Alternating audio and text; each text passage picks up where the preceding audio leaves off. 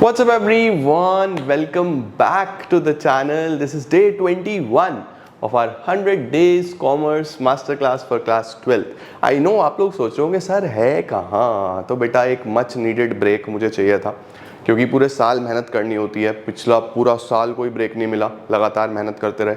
अब आप लोग के साथ भी ऐसे ही मेहनत करनी है पूरे साल जब तक आपकी 12th प्लस CUET अच्छा नहीं हो जाता। तो वो सब मई जून में जाके ख़त्म होता है, फिर एक ब्रेक तो बनता है ना यार, है ना। तो अब ब्रेक हो गया ख़त्म, अब टाइम है सिर्फ और सिर्फ पढ़ने का, मेहनत करने का और अपना सारा पोर्शन कंप्लीट करने का। तो आप लोग को बिल्कुल चिंता नहीं करनी, मैंने बोला ना तुमको टाइमली सारी चीज़ें कंप्लीट हो जाएंगी तो हो जाएंगी। तुम लोग स्ट्रेस मत लो, तुम लोग का 12वीं पहले साल है, मैं तो सालों से यही पढ़ा रहा हूँ, तो मुझे पता है किस चीज़ में कितना समय लगता है। तो अब बारी है नेशनल इनकम को आगे बढ़ाने की। हम लोगों ने लास्ट क्लास में इनकम मेथड पढ़ा था, आज एक्सपेंडिचर मेथड को समझेंगे, इसके न्यूमेरिकल करेंगे और ये भी आपका हो जाएगा कंप्लीट। तो विदाउट मोर डिले जल्दी से शुरू करते हैं और इस एक्सपेंडिचर मेथड को भी कंप्लीट करते हैं। Let's begin.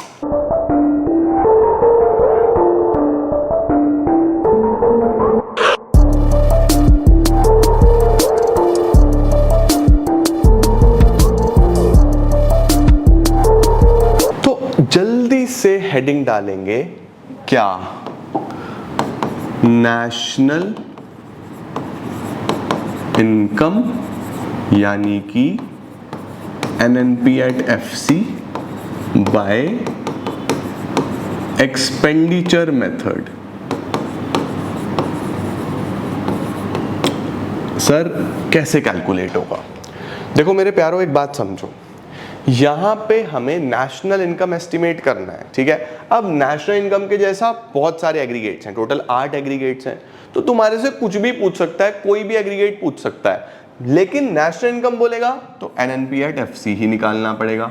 अब जब एक्सपेंडिचर मेथड से बोले तो इनकम मेथड के भी कुछ कंपोनेंट्स थे, वैसे ही एक्सपेंडिचर मेथड के भी कुछ कंपोनेंट्स हैं।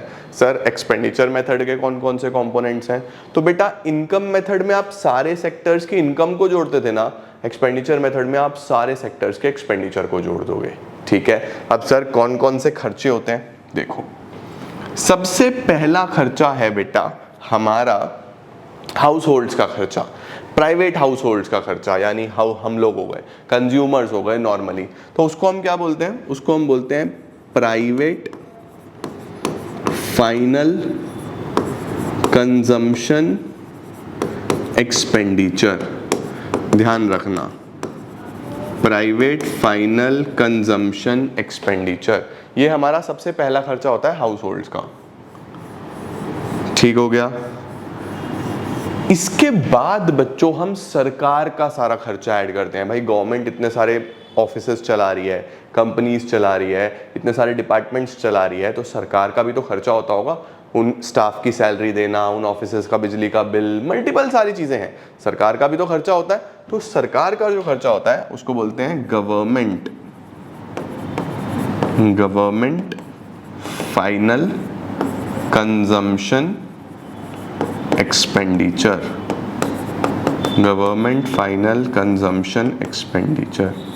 ये बेटा हो गया हमारा सरकार का खर्चा, ठीक है। उसके बाद जितनी भी फर्म्स हैं, राइट, जो भी दुकानदार हैं, जो भी लोग हैं या हाउस होल्ड्स भी हैं, कहीं ना कहीं इन्वेस्टमेंट भी तो करते हैं, यानी इकोनॉमी में कैपिटल फॉर्मेशन भी तो होता है, इन्वेस्टमेंट भी तो होता है। तो मेनली जो इन्वेस्टमेंट है वो फर्म्स के द्वारा किया जाता है। तो मैं बोल देता हूं कि ये फर्म्स को रिप्रेजेंट करता है, बट ओवरऑल इन्वेस्टमेंट इसके अंदर आता है, ठीक है। तो इन्वेस्टमेंट के लिए हम क्या लेते हैं? ग्रॉस डोमेस्टिक क्यों ले रहे हैं? क्योंकि हमारे देश में हो रही है ये gross domestic capital formation. Capital formation का क्या मतलब होता है बच्चों? इन्वेस्टमेंट, है ना। तो ग्रॉस डोमेस्टिक कैपिटल फॉर्मेशन। अब जब कोई भी बिजनेस फर्म इन्वेस्ट करेगी तो दो जगह इन्वेस्ट करेगी, या तो फिक्स्ड एसेट्स में और उसके साथ साथ करंट एसेट्स में। तो जो करंट एसेट में करती है वो स्टॉक में करती है, तो उसको बोलते हैं चेंज इन स्टॉक, या फिर इसी का दूसरा नाम इन्वेंट्री इन्वेस्टमेंट भी होता है, इन्वेंट्री इन्वेस्टमेंट। तो फर्म भाई माल डालेगी, वहां इन्वेस्ट करना पड़ेगा। उसके साथ साथ जो फिक्स एसेट्स में करा उसको क्या बोल देते हैं, gross domestic fixed capital formation, fixed capital formation. तो क्वेश्चन बहुत ध्यान से पढ़ना बच्चों, अगर कभी भी फिक्स्ड कैपिटल फॉर्मेशन दिया हुआ है तो ये इन्वेस्टमेंट सिर्फ फिक्स एसेट्स में हुआ, इसमें आपको क्या जोड़ना पड़ेगा, करंट एसेट्स का इन्वेस्टमेंट, यानी कि इन्वेंट्री इन्वेस्टमेंट। तो अगर ये कंपोनेंट दिया है तो इसमें ध्यान से दूसरा कंपोनेंट जोड़ोगे तब आप किस पे पहुंचोगे, ग्रॉस डोमेस्टिक कैपिटल फॉर्मेशन में। एक्सपेंडिचर मेथड में बाकी तुम्हें कहीं नहीं घुमाएगा, सिर्फ यही घुमाएगा, तुमको ये देगा तो इसमें ये जोड़ोगे तब ये आएगा, ये ध्यान रखना, ठीक है। चौथा, फॉरेन सेक्टर का खर्चा। फॉरेन सेक्टर के खर्चे को हम क्या बोलते हैं, net exports. Sir net exports कैसे निकलता है, एक्सपोर्ट्स माइनस इंपोर्ट्स। एक्स किसको रिप्रेजेंट करता है, एक्सपोर्ट को, एम किसको रिप्रेजेंट करता है, इंपोर्ट्स को। तो एक्सपोर्ट्स माइनस इंपोर्ट्स ये फॉरेन सेक्टर का खर्चा होता है। उसके साथ साथ इन्वेंट्री इन्वेस्टमेंट कई बार डायरेक्टली नहीं दिया होता, तो इसका फॉर्मूला होता है closing stock minus opening stock. ध्यान रखना, अगर चेंज इन स्टॉक डायरेक्टली नहीं दिया तो closing stock minus opening stock. ये चार खर्चों को बच्चों जोड़ दो,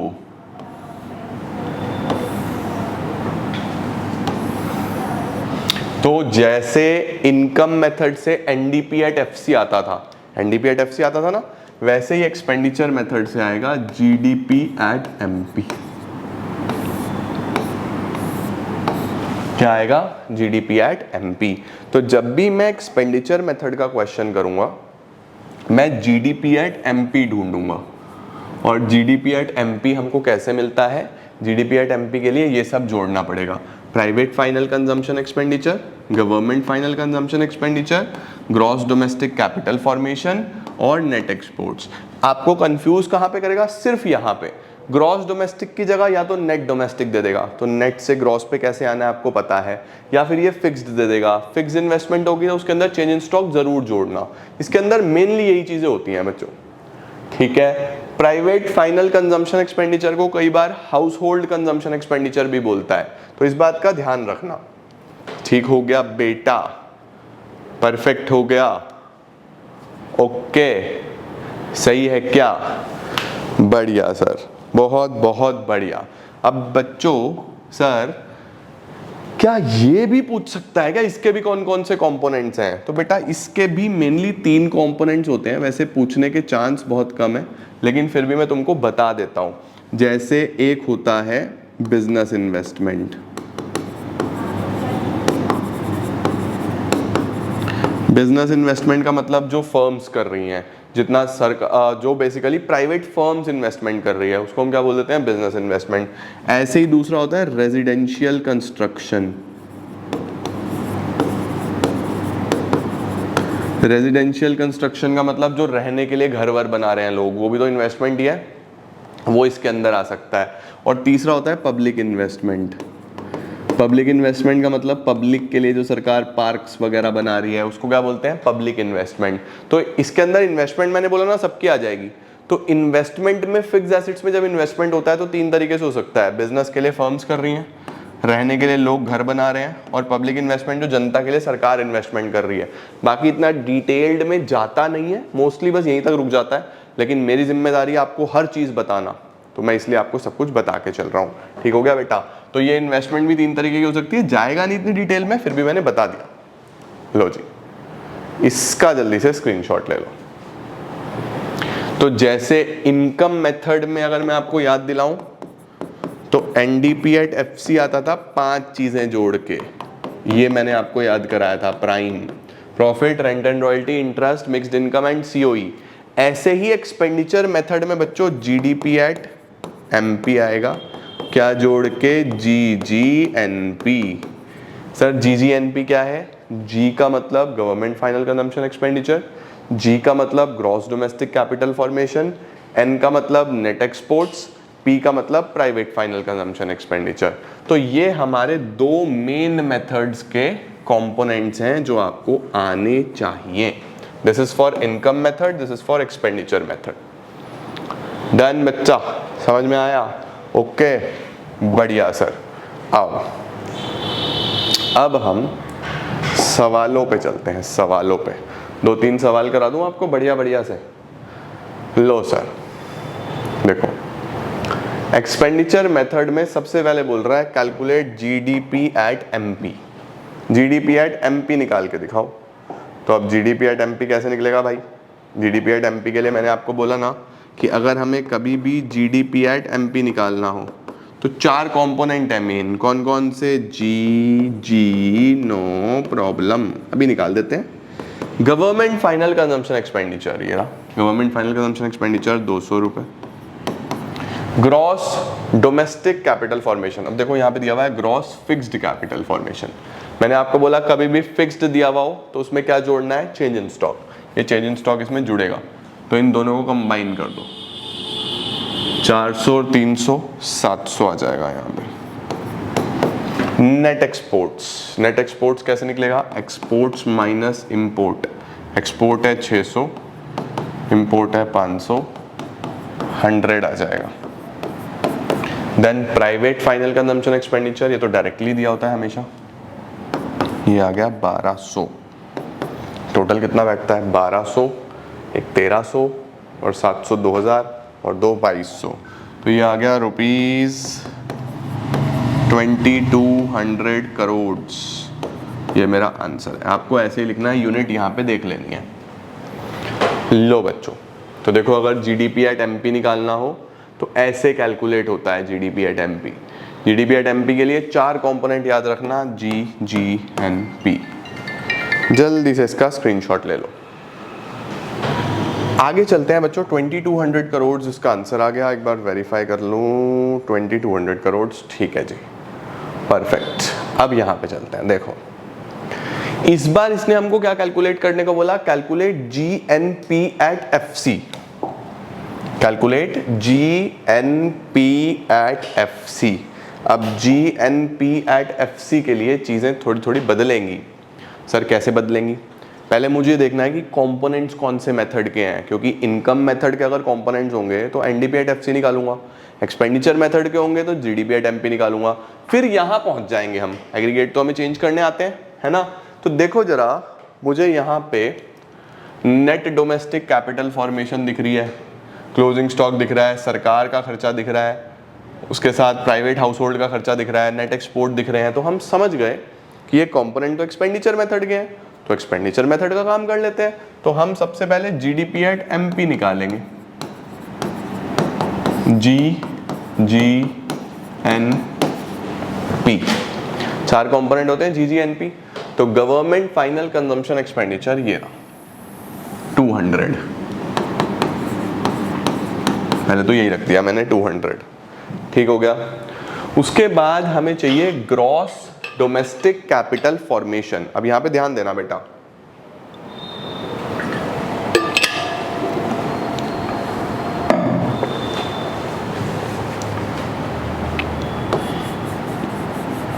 यहां पे फिक्स्ड कैपिटल फॉर्मेशन है। आपको पता है ना, कभी भी फिक्स्ड हो तो इसमें क्या जोड़ना पड़ेगा? Change in stock. Change in stock कैसे निकलेगा? Closing stock minus opening stock. Closing तो है 100 और ओपनिंग है 60, तो 100 माइनस 60, चेंज इन स्टॉक 40 आ गया। चेंज इन स्टॉक कितना आ गया? 40।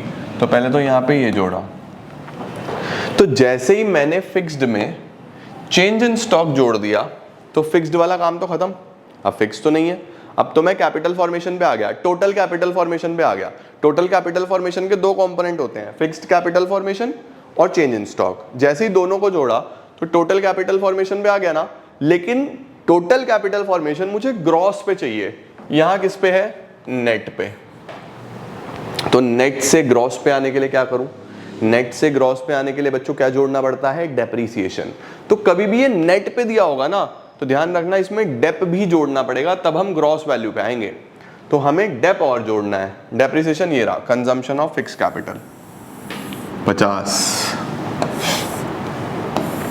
50 और जोड़ो इसके अंदर, तो ये टोटल बनेगा ग्रॉस डोमेस्टिक कैपिटल फॉर्मेशन का। समझे? क्योंकि यहाँ पे नेट दिया हुआ था तो पहले मैंने डेप्रीसिएशन जोड़ा तो ग्रॉस डोमेस्टिक पे आ गए। अब क्योंकि वो फिक्स था तो चेंज इन स्टॉक भी जोड़ना पड़ेगा, तो वो सब जोड़ दिया।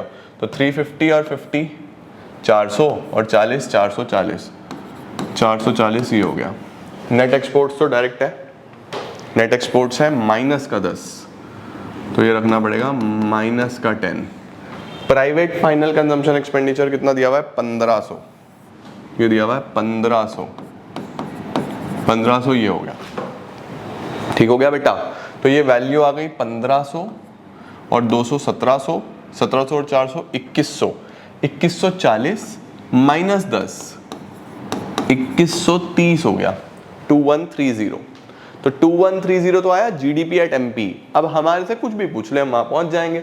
जीएनपी एट एफसी पूछ रहा है, जीएनपी एट एफसी, मैं हूं जीडीपी एट एमपी पे। 2130 देखो ग्रॉस और ग्रॉस ये तो सेम है। डोमेस्टिक से नेशनल पे जाना है, डोमेस्टिक से नेशनल पे जाना है तो क्या जोड़ना पड़ता है NFIA, net factor income from abroad, ये प्लस करना पड़ेगा। माइनस का 30 दिया हुआ है, प्लस NFIA माइनस का 30 दिया हुआ है।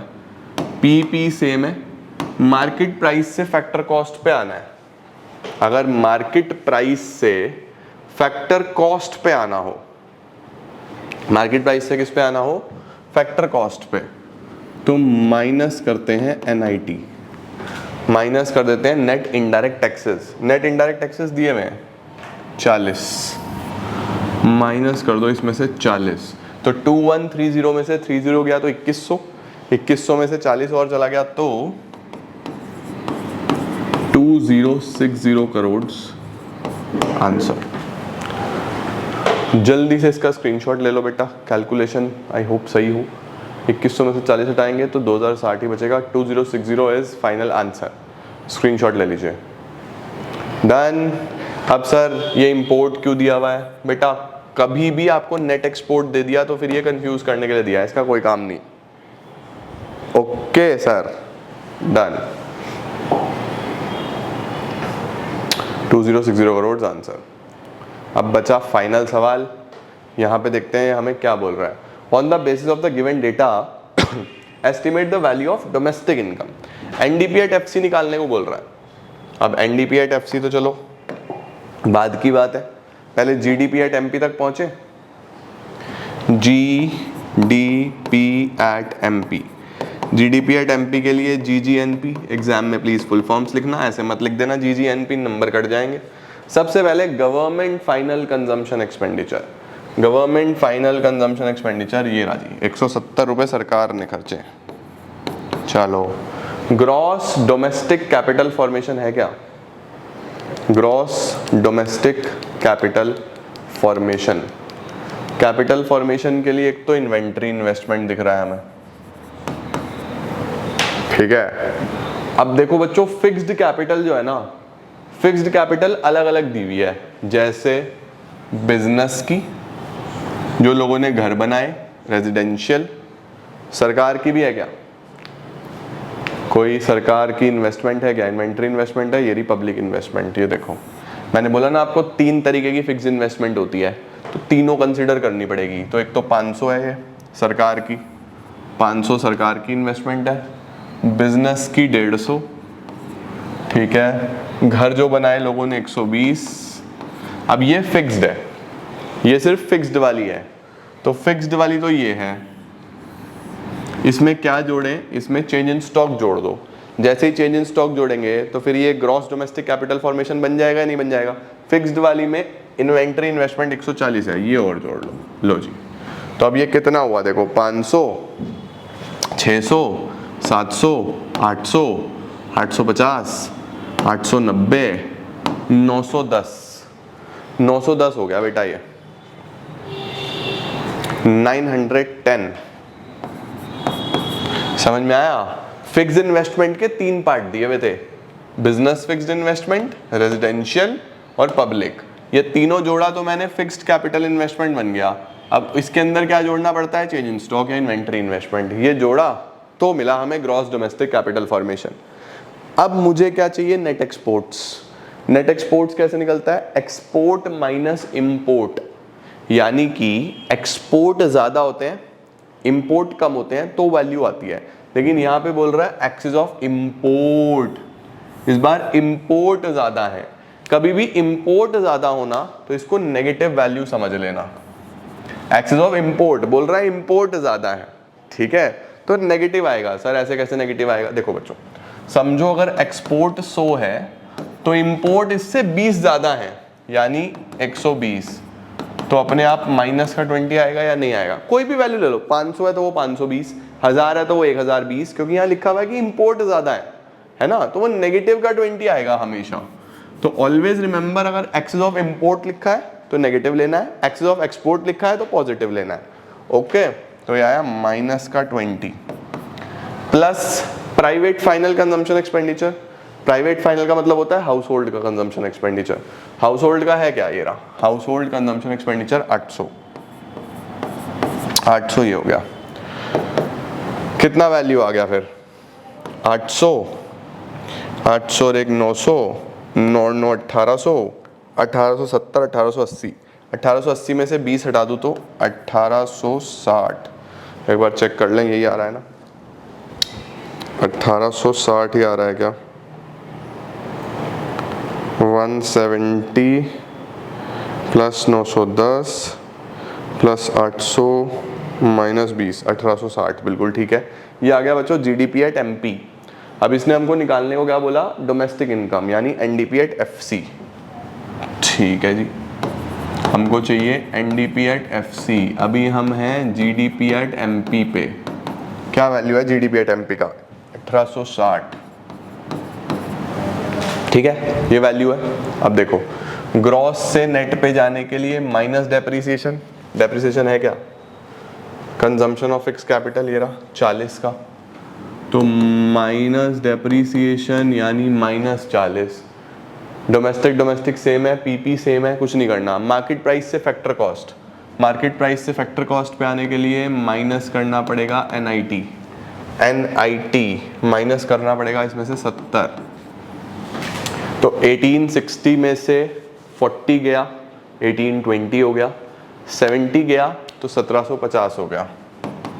Rupees 1750 crore answer. बढ़िया सवाल था ये भी।